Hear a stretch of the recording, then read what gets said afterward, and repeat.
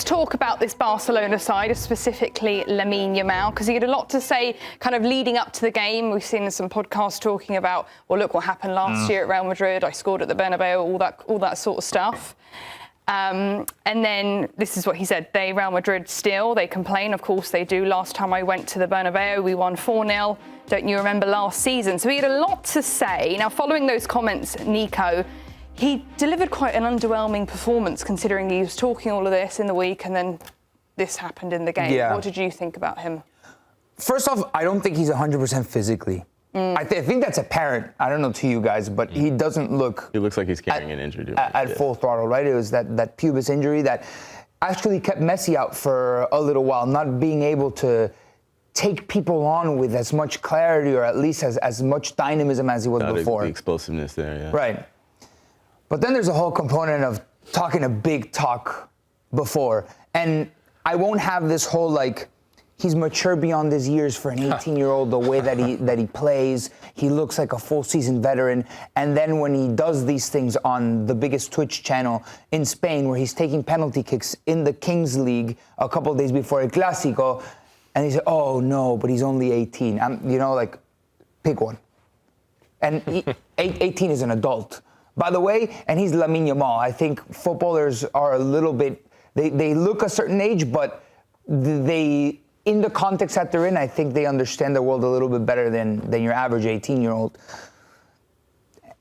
And he talked a big talk, like he does. Last season, he backed it up, and he was on top of the world.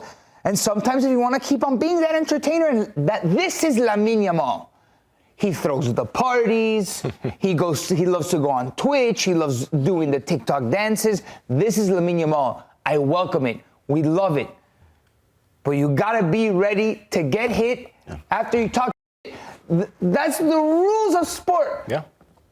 Is it not? You can do whatever you want as long as you perform. That has been the rule in sport. Like, you can basically get away with quite literally almost murder if you are great at sports. Is it wrong? You can get away with it. I think if Maradona killed somebody in the middle of a Buenos Aires street like 10 years ago, I think he would have gotten away with it. But you have to back it up. Names in other sports. Has to back it up. I don't care if you talk before a match. If you come and back it up. I love character in footballers. I love character in athletes. I love when an athlete goes out before a game and says, I'm going to do this, I'm going to do this, I'm going to do this. And the best is when they go and do it. If you can't go and do it, then you need to stop talking. That's as simple as it is. If you cannot back up the talk with the action, stop chitter-chattering. There is no one at Barcelona right now, I think, that can put an arm around Lamine Yamal and say, hey, maybe don't say that before the game. Maybe be you, but maybe we keep it until a pre-match press conference that they ask you a specific question. Then you can have a little cheeky. I don't think anybody's going to stop Lamine from doing that. There is no one at Barcelona right now who can do that. They don't have the leaders there. I think Lewandowski is that type of leader. Okay, but fair. I don't think that's going to stop. I don't think that's going to stop Lamine because this is who he is. And you know what? You got to put up with all the glory that you get when you win. And again, last season they won absolutely almost everything except the Champions League, and he was the king, crowning himself.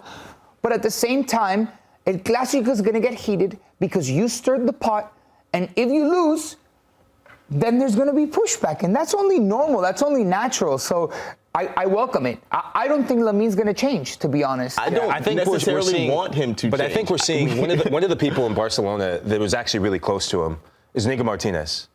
And at times, he was described as like a father figure for Lamine Yamal. His presence lacking in that dressing room. What did his actual father do? Ooh, man, Nico came back. Apparently not touching it. Apparently not touching it. No, but a player like Nico Martinez, that's a figure that you need. You need a leader in the locker room. And I love the Robert Lewandowski shout. But that's a good shout. Yesterday, what happened to Barcelona, Lamine Yamal did incite that. Yeah. Real Madrid, I loved everything I saw about Real Madrid, the way they hunted him down, because it was warranted. And take nothing away from his talent, his skill level, but injuries included, and I think psychologically, he wanted none of the smoke as well. That's on him. And if I'm any member in the Barcelona locker room, this needs to change, because as of late, since signing the contract, Lamine, it's not the first time Lamine's done this. You have, before the Nations League final, born for this, right? gets clapped, doesn't have a good game. Before the PSG match, loses the Ballon d'Or. Time to take revenge is what he said. Not a good game. They lose. And then before El Clásico, this. Every single team is rallying around this now. And also, it's locker room material. It's quotes. They print them out and put them on the wall. It's bulletin board material, but clearly because of his supporting cast around him off the field, they like that. This is the game that they want to play. And I made a joke about his dad, but I don't think the dad helps the narrative because the dad talks a big talk also. Yeah. Posting the videos and all this stuff. Like, it's uncommon, I think, for such a big superstar to have a parent wanting the limelight almost as much as the footballer. So in the long run, I don't know where this is going to lead him. But judging from the football, you're not going to win every time. And this was kind of like his stay humble moment, right? Arsenal had it last season. And Lamine at one point was going to get his stay humble moment. And Madrid, if there's anybody that I think has the right to put a player of Barcelona in their place, is Real Madrid in a Clásico. Dani Carvajal, who is the captain of a national team, who has 5 times the trophy cabinet that Lamine Yamal has, just because of literally 12 good months. If I'm Carvajal, if I'm a Real Madrid player, I see, oh, this kid, one good year, and he's doing this, he's taking penalty kicks in the Kings League, boys. Come on, let's go at him. Let's hunt them down, right? And that's what they did. Look, listen, if it got violent, if they're dropping fists with this kid, it's like, okay, all right, you draw the line. But it was innocuous, classic El Clásico, vintage.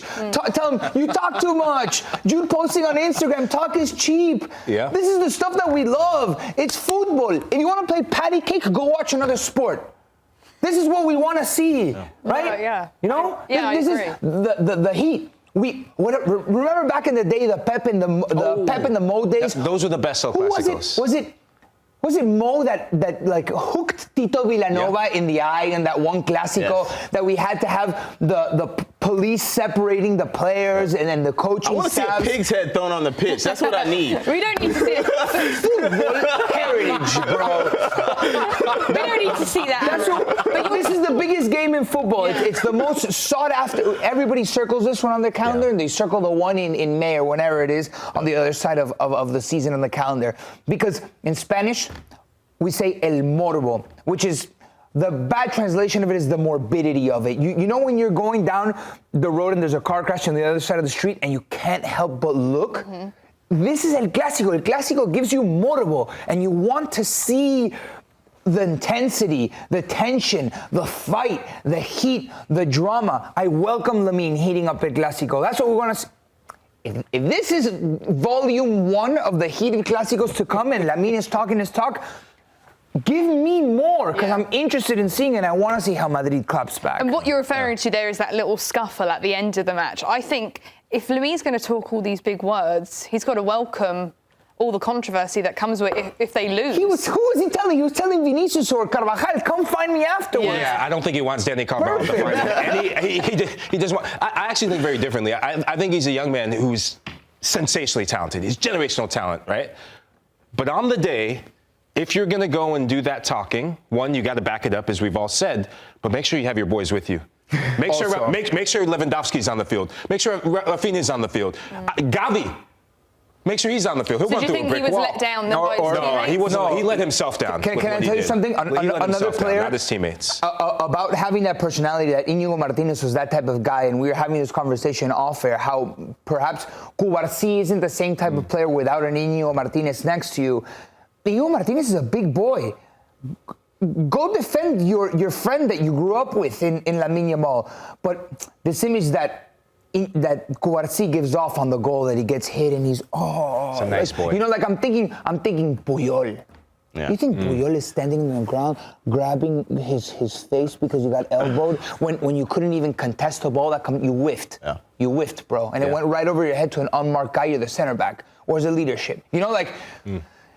I think these are the growing pains, I think, of a very young group against a fairly experienced group. Like Mbappe's world class. He might not have a lot of experience in El Clásico, but he has experience in world football and he's world class. And Vini as well. And Jude also. So, like... There's a lot of Champions League winners in that team. This is the moment where you lost. It's the first Clásico as the core group. A lot of these kids lost, and it's gonna take them a moment to grow. And when you gotta scrap, sometimes you gotta show a little bit of heart. And Garcia and the supporting cast need to show that support as well. They could have used you.